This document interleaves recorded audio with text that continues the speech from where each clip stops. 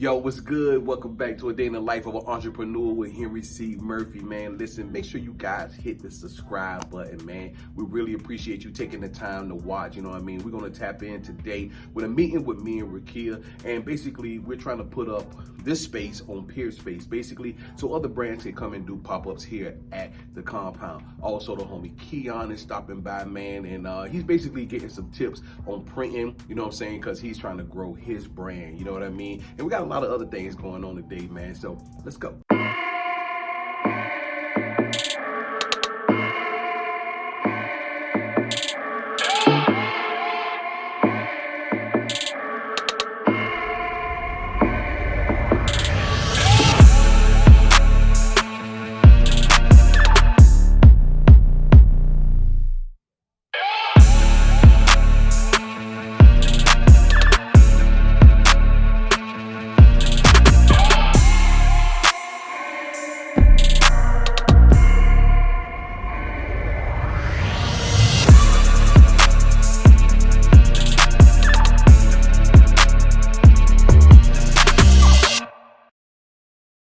Probably like 2018 is all right. Yeah. So yeah, you probably just missed that window. All right, so what we got for that space? So this for the pop-up, right? Yes, the pop-up space. All right, what we got? So it says give your space a title, kind of description. So spacious, multi-purpose retail. I like that. Space. I like that. That's what's good. I like all of those words. Okay. Like all of those words. Okay. So then it says add a description for your space. Hey Mike, how many square feet you think up there in that front? The front, like up The here? lobby, yeah, like That's probably it's probably sold like 1,500 square feet. that's what I was thinking. Yeah. So basically 1,500 square feet of retail space. Do they ask you to put a price on it right now or no? Not yet. Okay. I think I texted to you. I think I did like a 4-hour block, 8-hour block, and I think I did an all-day block or something like that. For the okay, yeah. For the pop-up shop, 6 hours, 400. 10 hours, 650. Yep. So there's no 4-hour block. Nah, no 4-hour block. Okay. Because within that time too, also, setting up and tearing down. So Oh. That was dope, right? that was fire. That was fire. So I reached out, so I'll figure out how much it's gonna cost to rent, or hopefully they'll give it to us pro bono, and then like have a DJ and like do like a sunset workout, like as the sun is setting, and then into the night under the stars we go party and hang out and sell merchandise and That is dope. right. I really like that. Yeah, That's fire. I was like, Let me know. oh, okay. Yeah, Yeah, let me I know. saw I it. definitely go in with you. That is hard. Yeah, I was just like, visually, it would look, the content and the pictures. would be and, crazy. Yeah. I would try to bring Andrew back for that joint just to catch the, you know what I mean? And we would have the whole roof to ourselves, like there would be nothing else going on. That's fine. Where is it located? I And think it's like where is it? It's not Claremont, but I just Look we it were just up. talking about it. yeah, my internet is acting funny. But, It's near downtown. Yeah. But, Remember where we were for JoJo's Brown School, where we're teaching the kids and we have the actual programming. We're not just doing the gift of flight events. That you can do our uniforms, because as a pilot, you have to, like when you're in pilot training, you're supposed to wear a collared shirt and like certain pants, and it's a uniform. So Okay. if Unapologetic would do the uniforms for all the kids, I think that would be dope That too. would be dope. yeah. I like that. Yeah. It's we're looking to launch it the ground school program in top of the year, really, because what we're doing with the events is great, but of course to reel the foundations in and the corporations is all about impact numbers. So to them, we've touched to date like 500 lives, but they don't consider the events impact numbers. Like they want to see point blank Who's flying? period, how many kids have got their license, how many kids are flying. That's what they consider impact numbers. So that's why, we just had our 6th event, and now we're done. We got to launch the ground school. So we'll continue to have the events, but we have to shift the focus to getting the kids into the program, get them learning, and create that rolling registry with that data. So when people come to us and they're like, oh, yeah, we're interested in donating, but show us your impact metrics, we can say, okay, we've got 50 kids through the program. Out of that 50, 10 of them have become pilots and things like that. So that's what they really care about. That's dope. Yeah. A lot of work, but we'll get it done. Yeah, bro. It's like, hey, listen, you what you saying, I was like, yeah, that's a lot, bro. Yeah. But I mean, anything worth it though. Oh yeah.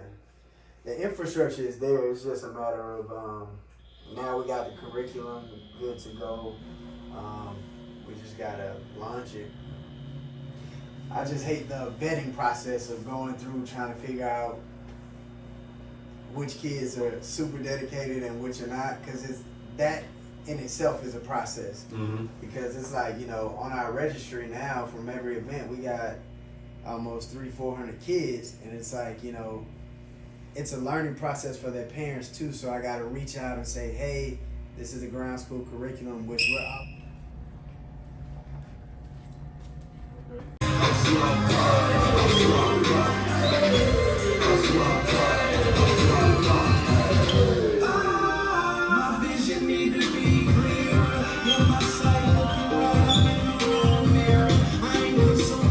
Here come the rapping part right now.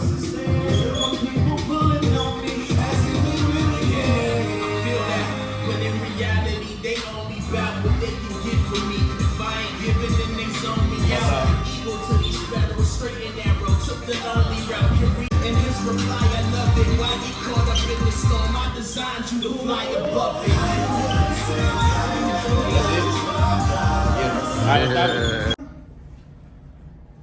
Let me know you're ready, bro. All right, let's go. I'm ready.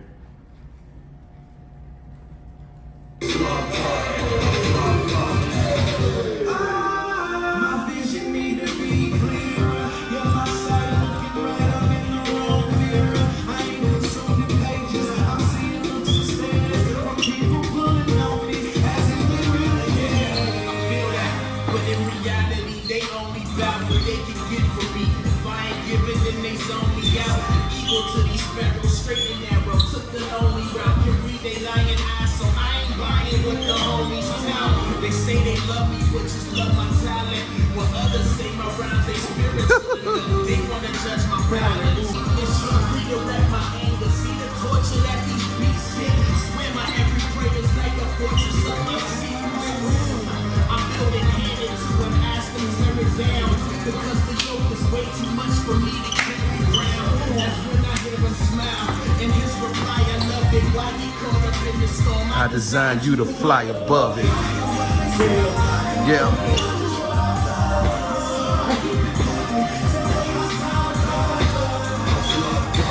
Come up some, y'all. Yeah, yeah.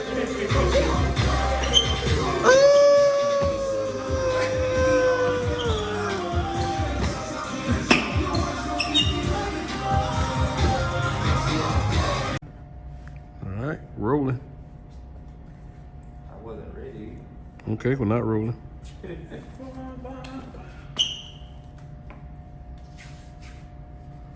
My vision need to be clear. You're my sight looking right up in the wrong mirror. I ain't consuming pages. I'm seeing looks and stares from people pulling on me as if they really care. I feel that, but in reality, they only bout what they can get from me. Keep one from the last straight from the underground. All right, so what I'm gonna do?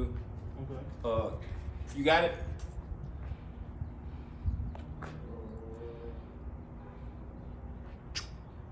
I'm gonna start like right here. And if I can have you like put them on, that'd be dope. Okay. Yep, you put them on. Yep.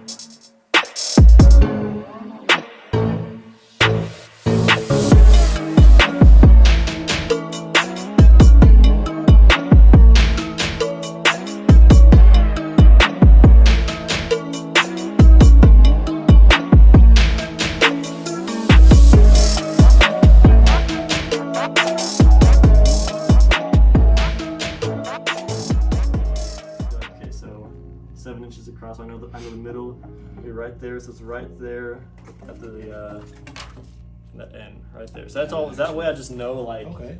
it's sometimes because sometimes you can sometimes obviously you can pick it up and kind of make sure that your widths are the same on each side.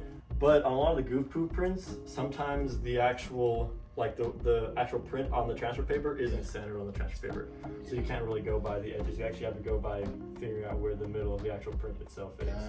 So that's really well. You teaching me something right there, cause Yeah.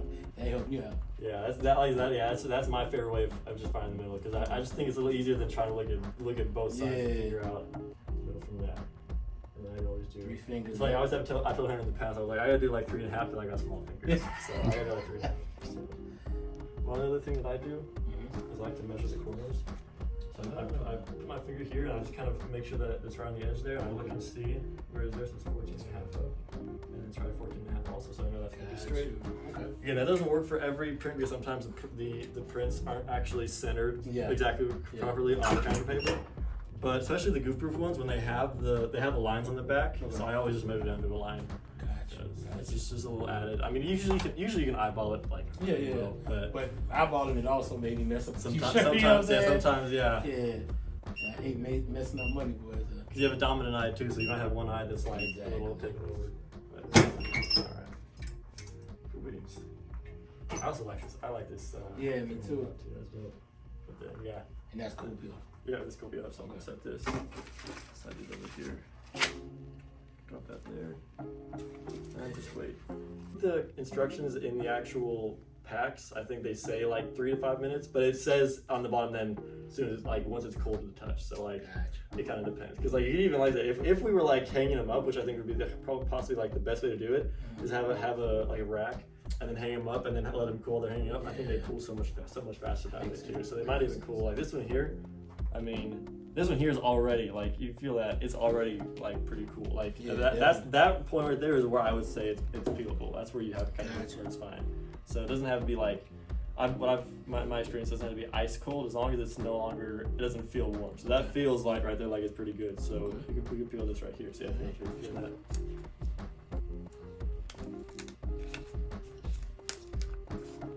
Yeah, the edges have a little bit more grip, so you'll feel that, and then once you get the edges peeled, the rest of it comes pretty straight away. Yeah. Well, that feels good. Yeah. And like I said, any of the edges you look at, like if you notice any of the edges are coming up, you can press it again. Sometimes I'll press them again anyway, but this one.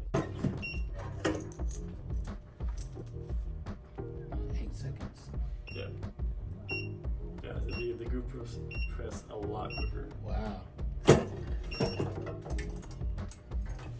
like that. They cold. They hot there, right? Yeah. I want to make sure. Oh yeah, right, yeah. Oh yeah. So what you feel about that is that since it's a puff print, then notice that when we grab it, do we have like a, well, you probably feel just by feeling that that it's raised versus like, what do we have? Do we have any other like something like this here? I mean, this here's a good print.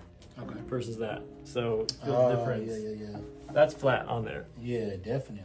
But the puff print is the raised and feels pretty good. And we did. Oh man, who was it? We did the print for, where it was where like part of the print was the regular goof proof and part was the puff print. So it was like two like mixed together, so you could feel certain parts of the print were textured, certain parts weren't. That was sick. I don't remember who did that for. See, I like this. This would be dope.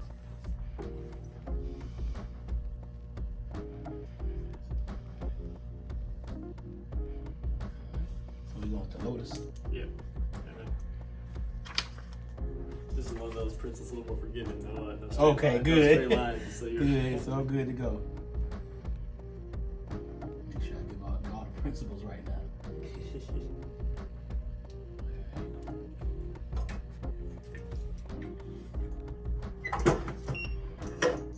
20 seconds. That's what it'd be the longest seconds ever. Yeah, man. Yeah, dude, that's when you start printing, you realize that you're doing 100 shirts. 20 seconds per shirt is a lot longer than 8 seconds per shirt. That's for sure. Yeah.